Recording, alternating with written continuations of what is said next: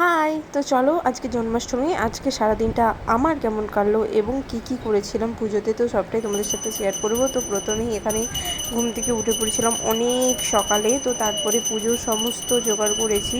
তো পুজোইতে গোপালকে কী দিয়ে, ও আচ্ছা, তার আগে সবাইকে বলে রাখি হ্যাপি জন্মাষ্টমী। জানি অনেকটা দেরি হয়ে গেছে, বাট একটু কষ্ট করে দেখে নাও। তো দেখতেই পাচ্ছ এখানে মা পুজো করে নিচ্ছিল, কারণ আমাদের তো পণ্ডিত দিয়ে পুজো করা হয় না। আর এখানে আমি একটু অনেক ক্যাদ মারছিলাম। তো আমাদের তো পুজো তো প্রায় 8টার দিকে শেষ হয়ে গিয়েছিল। তো তারপরে প্রসাদী ছিল নানান ধরনের ফল এবং তার সাথে গোপুর সমস্ত পছন্দের জিনিস। অনেক প্রতীক্ষার পর ঘুম থেকে উঠেছিলাম সেই ভোর 2:30-টে। তো এখন বাজে 8টা। তো এই আমাদের ঠাকুরের কাজ শেষ হলো, এরপরে আমরা সবাই প্রসাদ খাবো।